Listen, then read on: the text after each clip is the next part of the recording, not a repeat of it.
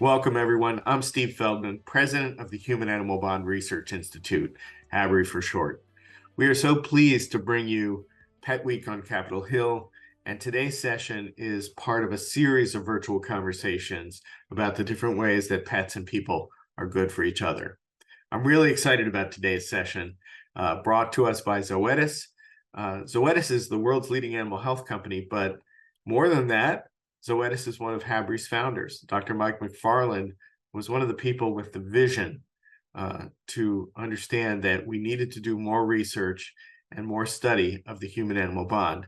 Dr. McFarland is the chief medical officer at Zoetis, and he's really made the intersection of science and care part of his mission, and it's really part of Zoetis's mission. So he's committed to the human-animal bond.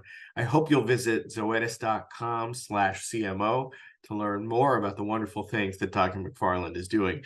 We're so pleased to have him with us today to talk about the intersection of the human-animal bond and policy and legislation. And he's going to be having a wonderful conversation with a special guest, Dr. Kurt Schrader, a veterinarian and former member of Congress, and the two of them are going to bring to light different important issues and legislation related to animals and people in Congress. So without further ado, it's my pleasure to welcome Dr. Mike McFarland.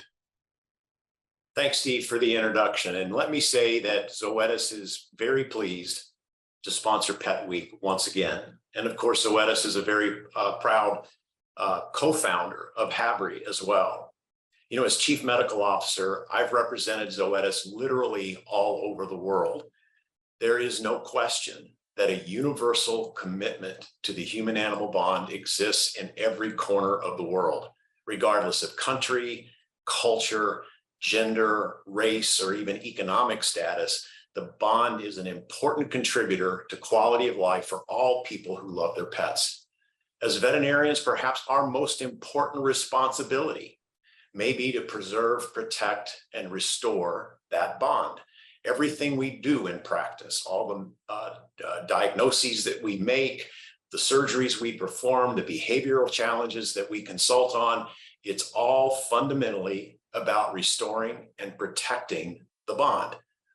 So Congress has also played a role in supporting the human-animal bond, and I'd like to introduce Dr. Kurt Schrader, a veterinarian and a veterinarian and former member of Congress, who served 7 terms in Congress representing Oregon's 5th Congressional District. As a leader in animal health and welfare issues, Dr. Schrader is joining us for a conversation about pet and veterinary issues in Washington, D.C. So welcome, Dr. Schrader. Thanks for coming back. Oh, thank you, Mike. Thanks for you and HABRI and everyone else for inviting me back on. This is fun duty. All right, so to start, let's focus on a trend we're seeing related to pet-friendly policies at the federal level. I'll mention a few of these, and I'd like you to comment if you don't mind. So the first policy, you might recall, I grew up as a military brat. My dad spent 25 years in active military service. So this particular topic is near and dear. As of January 1st, 2024, the U.S. military will reimburse military service members for the cost of moving their pets when there is a permanent change of station. So with 98% of Americans saying that pets are important members of the family, this makes a ton of sense. I moved 13 times before I graduated from high school. Most of the time, those moves included pets, and it was never easy moving a family of 6 in an ordinary sedan along with a dog and a cat. I imagine this policy will be very welcomed by military families.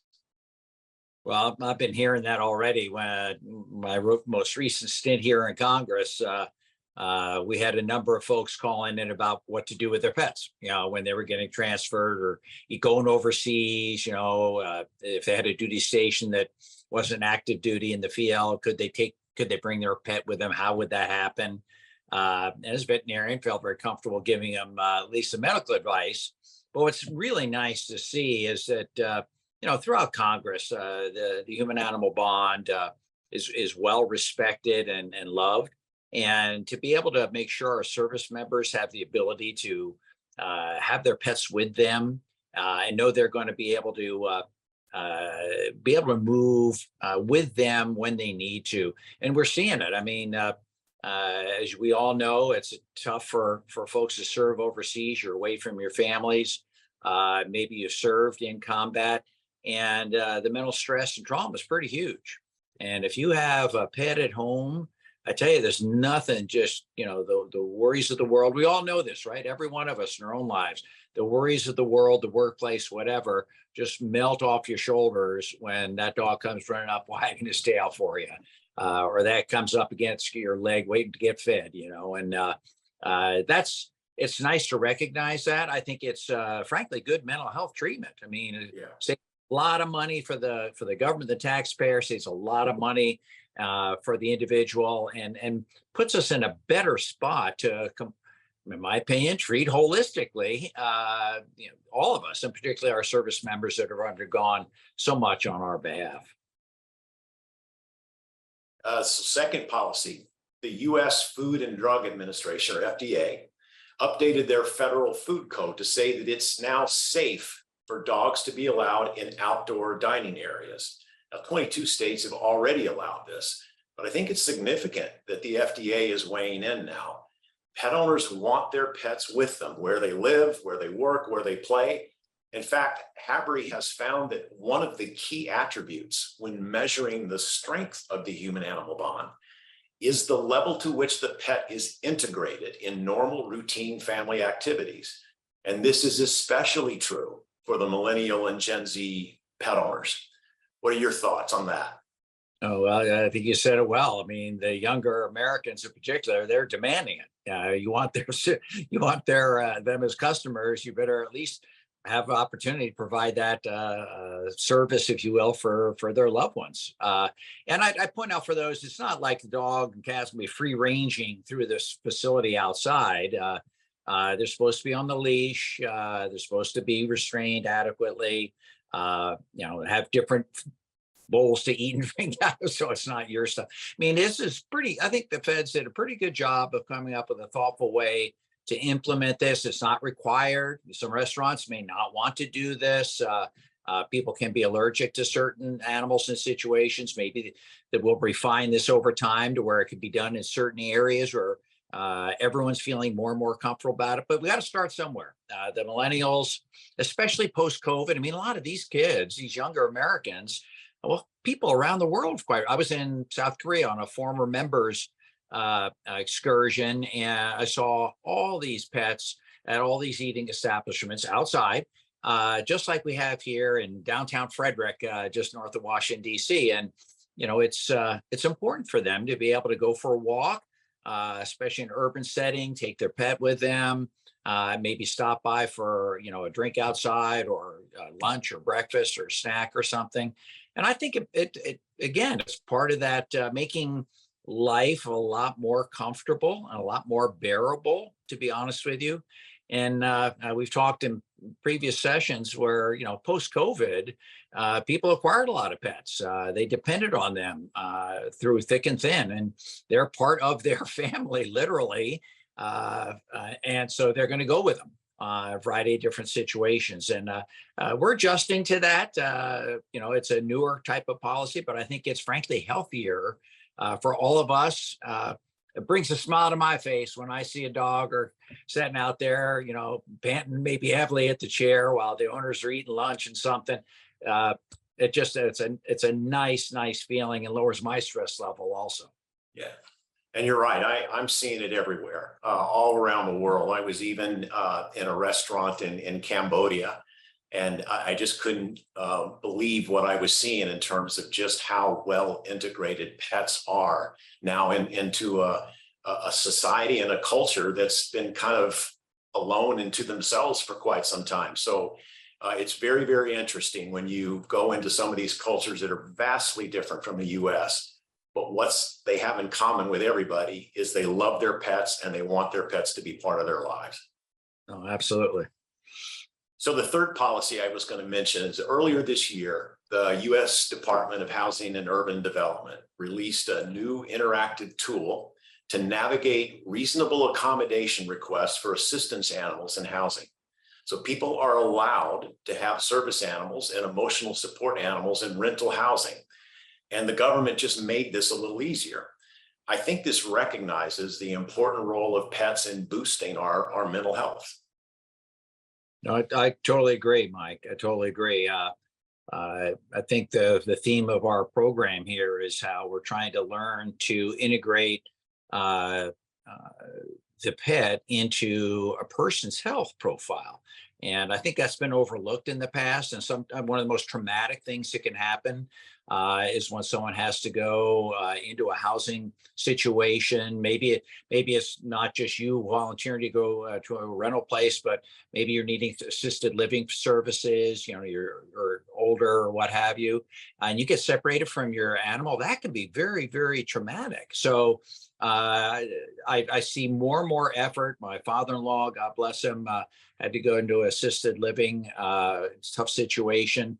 And when we were able to bring the dog in, I mean, his eyes just lit up. I mean, it was, night and day situation. And so for those people with special needs, where they rely on that dog, frankly, physically or emotionally for that support, if you want to have less disruptive people as your neighbors, you want a person that's feeling comfortable with themselves and has the support so that they can be fully functioning members of our society. And I think it's about time the federal government stepped up in doing this. We've seen this in a lot of private condominium type situations or other rental units. It's time for the federal government, I think, to step up and recognize this. I keep going back to this holistic health thing. I'm a big supporter of One Health when I was in the Congress, and it's more than just getting treated when you have a sickness to go into the office. We're more and more thinking about getting ahead of things and treating the ancillary issues around you that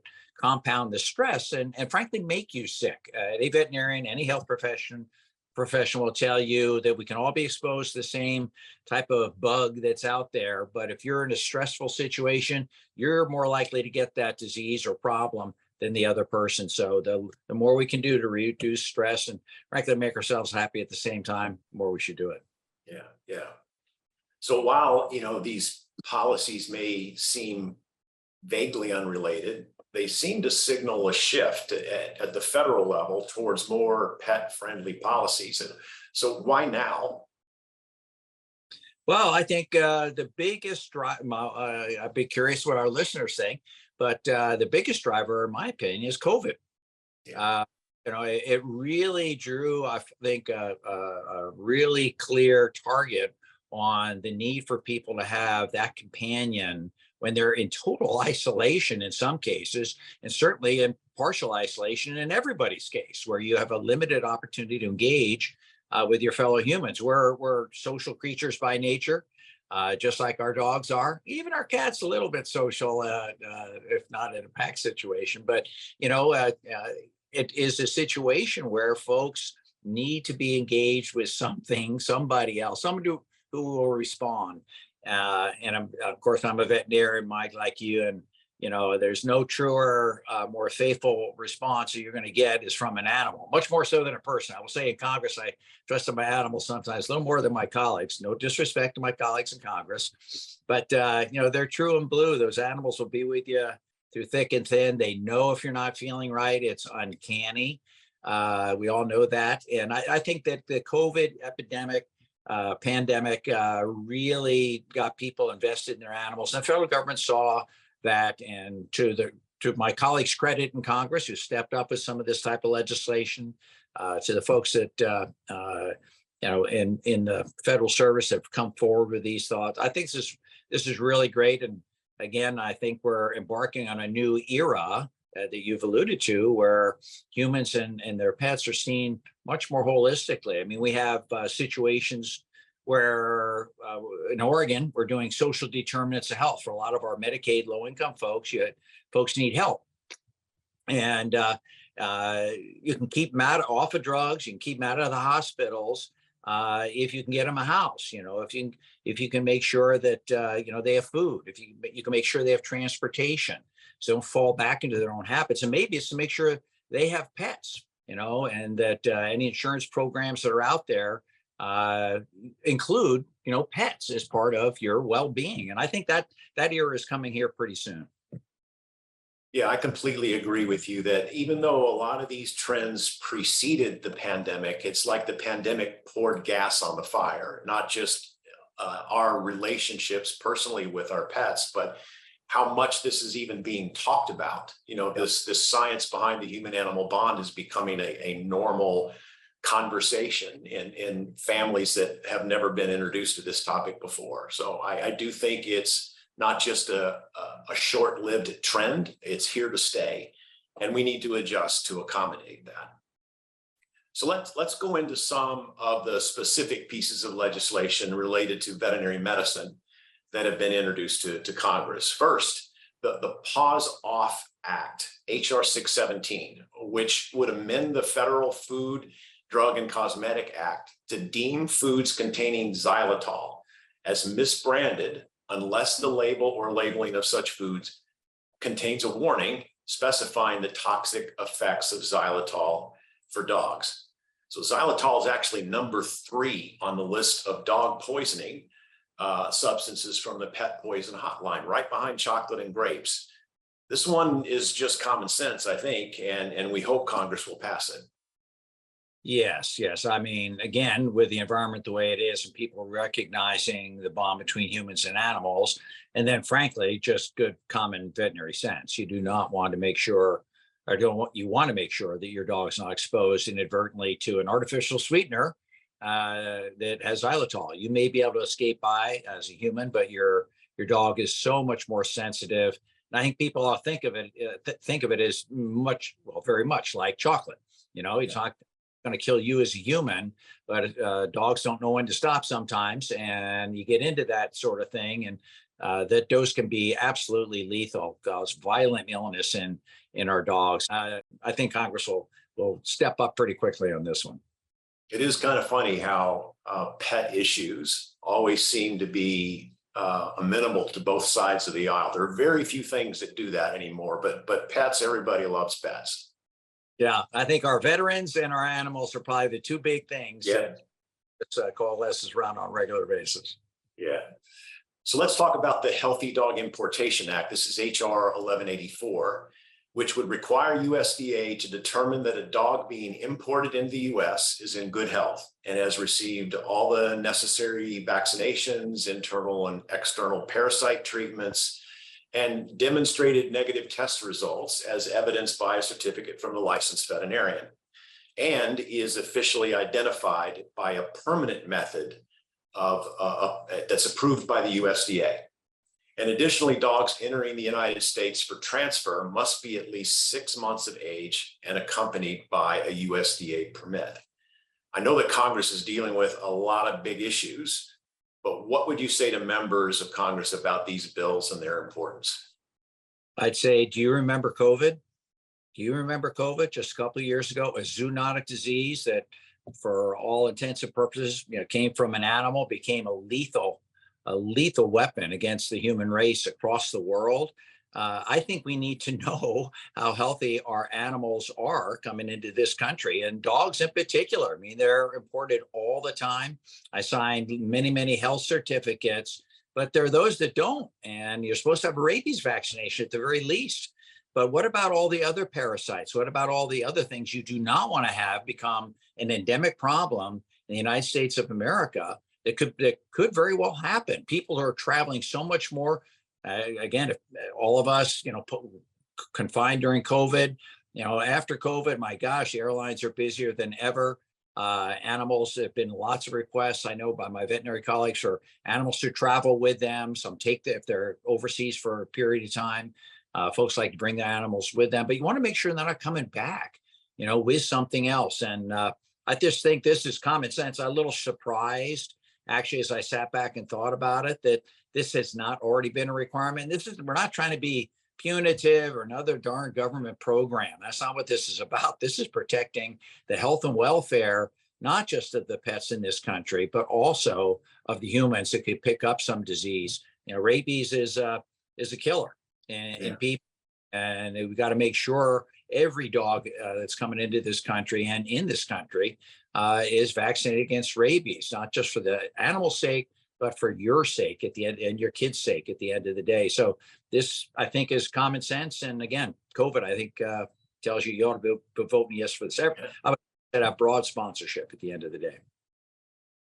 And I think I read, in fact, earlier today, that we're establishing a new Senate veterinary medicine caucus. What do you know about that? Not a tremendous amount, but I did read that also, and it's exciting. Bipartisan. We got Mississippi and Minnesota, two big M states. Cindy Hyde and Amy Klobuchar are pushing out this bill, and I think or this caucus. I think it's a great idea. Already has, I read 5 or 6 different co-sponsors of the caucus right off the bat. In the House, we've had it for years. I co-chaired it with Dusty Johnson, good friend, Republican buddy of mine from South Dakota, and it helps provide a forum for, frankly, us, and not us meaning not just Congress folks, but our staffs, to become familiar with a lot of the issues we're talking about, Mike. There's so much going on in Congress these days. The federal administration has so many balls in the air, all the new products, the great, wonderful things coming down the road to help us both on the human and animal side. But you need to be having a forum where folks can get educated. And it's not always the member that's the most important member of that congressional team. Sometimes it's that staff person that says, wow, this is indeed important. We got to make sure these dogs are thoroughly vetted before they come to this country. That makes all sense. Well, that's an easy one. I want my member to co-sponsor that bill, and the member required, I think, would be very amenable to that. It's tough. There's a lot of things, as you alluded to, that divide us these days in Congress and frankly in the country. The pets are not one of them. So let's do the right thing. And the Senate caucus, I think, will allow hopefully companion bills. By that, I mean, if the bill is introduced in the House and there's a companion bill in the Senate, that really increases the likelihood of passage at the end of the day. And it'd be nice to have the House and Senate talk together on a regular basis. So we have legislation kind of pre-vetted, no pun intended, before it comes to the floor. And we can actually get some of this great stuff across the finish line. So I want to shift gears and focus on something that you said a little while ago, the connection between pet health and public health. And it's sometimes referred to One Health. Really, really important concept in medicine. We heard earlier this week about a new economic analysis from Habry. Pet ownership actually saves the U.S. healthcare system over $22 billion every year. What was your reaction to that? I'd say, yeah, no, that makes total sense to me. We've talked about it here on the show, where if you want to reduce mental stress, you want to make sure people take care of themselves. Maybe they don't care about their particular situation. They're despondent, but they want to take care of Fido or Fifi. They know they've got to step it up a little bit. And, in so doing, they'll take better care of themselves. They stay out of the more expensive nursing care facilities, the assisted living, the hospitals, the emergency rooms. The goal, even homeless people, if you can get them an animal. I mean, you talk to the folks, at least in my hometowns back in Oregon, with Salem, Portland, Canby, you name it. It's important for them if they can. And we should have, I would hope, some of the federal programs to start to recognize the need to provide shelters that have ability to take care of the animals at the same time. That there's opportunities for us to be a little more thoughtful. I mean, if and I know, and again, in my state, we've identified, as I talked about earlier, that assistance with housing and transportation and groceries, getting to the grocery store, getting to a doctor appointment, that's all really important. But what about having a pet? Shouldn't the federal government, if you've got a health savings account or you're on Medicaid, should the government help make sure that that's some of that, maybe not a lot, but at least some of that is included or enabled as a legitimate expense, for your health and well-being at the end of the day. That might be the next iteration of things going forward. We'll see, Mike. Yeah, that's a super interesting idea. I think I've gotten to the point, the more I learn about human animal bond science and a lot of the new data that's coming out, it feels like more and more we're getting to a place where pet ownership, for those who want pet ownership, is like a basic human right. You know, there's so much that we get out of that relationship, especially its impact on our overall health and well-being, that everyone should be able to have a pet. And if economically disadvantaged, then we've got to find a way to support them so that they can have a pet, so their family can enjoy that pet and the benefits without putting an undue strain. Well, and to me, it's a win-win. Number one, it's great for that individual or that family. I mean, it can be a life-saving deal for them. And secondly, it's great for the taxpayer. I mean, it means less cost in our system. Our healthcare system costs a lot. We have a lot more flexibility. We have more innovation than many other countries.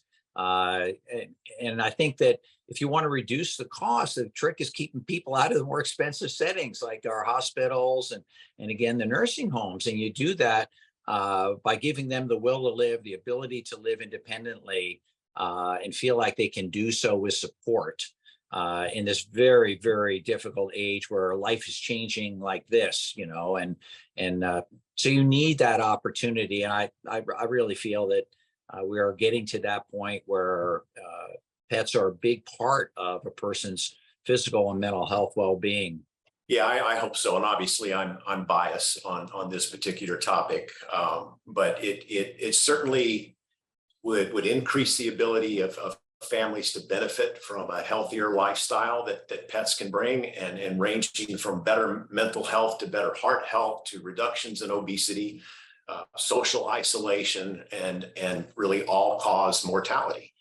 It would provide people with disabilities, including our nation's disabled veterinarians, with more affordable means to keep and care for service animals and improving and saving lives. And access to veterinary care improves public health and prevents zoonotic disease and prevents pet relinquishment, which has always been a significant issue, and reducing the burden on animal welfare systems and keeping families and pets healthy and happy together. No, I couldn't agree more. That's well said. Very, very well said. Well, this has been a great conversation as usual. And, I think it's safe to say the human animal bond is as strong as ever and appears to be universal. The human animal bond is so vital that we need to practice veterinary medicine with the bond in mind. I often say that a companion animal veterinarian's core purpose, their raison d'etre, is to preserve, protect, and restore the bond. We also need to make and support policies that recognize that pets are important family members that benefit our health as well. So I want to thank the audience for watching this discussion, and obviously thank Dr. Schrader for giving us his time and his insight after many years in Congress, and obviously a huge animal lover and animal supporter. So thank you very much for your time. And once again, very, very proud to support HABRI and Pet Week on Capitol Hill. Thank you, Mike. Thank you, Dr. McFarland, and thank you, Dr. Schrader. That was an amazing conversation. I was so happy to hear all that amazing information, important information.